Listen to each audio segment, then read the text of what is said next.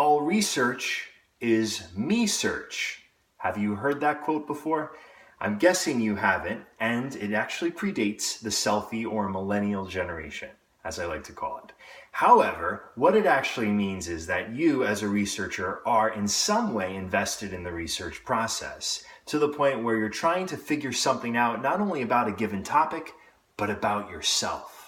And of course, that goes without saying, you're invested in the topic, but during the informative round, it is incredibly important for you to take a step back and detach yourself from the topic. Remember, no opinions, no value statements, purely pros and cons, both sides of a given topic is what I'm looking for in the informative round, so that the overall objective is that your audience, by the end of that round, will be able to make up their own mind about a given topic, or at least be able to formulate their own opinions about the topic. Then, in the next round, you'll favor one side over the other.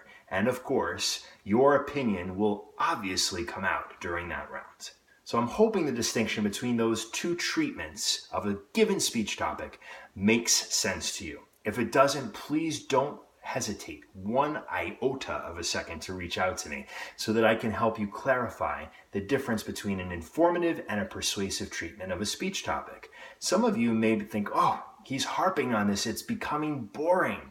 But I can't tell you the hundreds of speeches I've graded over the years where students still continue to give me a persuasive bent in the informative round and too informative of a bent in the persuasive round. It's actually quite an easy thing to do.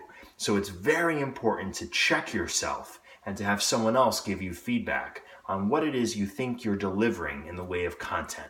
This week is all about researching that content and finishing up the research process for both rounds. So I'm asking you to take some serious time to do a lot of reading this week on your favorite or preferred research topic that will serve you for both the informative and persuasive round. And I recommend gathering all of the sources through the library databases.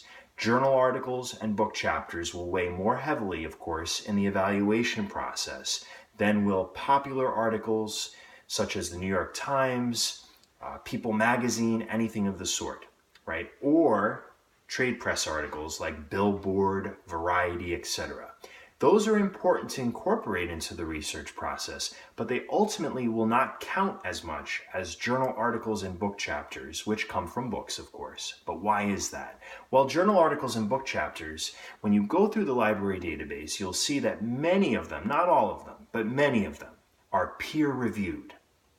Peer review is a rigorous academic process that we as scholars have to go through in order to have something published, which means there are several sets of eyes on a given article before it actually is released.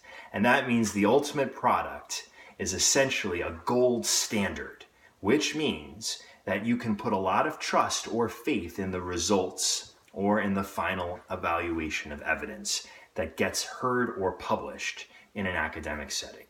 So I'm hoping that makes sense. I'm hoping that you can sort of adjust your calibration, if you will, as you think about the research process this week, and reach out to me at any point in time, or the reference librarians if you have any questions whatsoever. Please finish the research process by Sunday and all of the tasks that are associated with this week that are pertaining to the research process in one way or another. Then, next week, you'll be able to finalize your outline. So next week is dedicated to just the outline. This week is dedicated to just the research process. You're not recording a speech this week. You're not recording the speech next week. The speech recording comes the following week. So you should have plenty of time to not only do a great job with researching, but an even better job with outlining.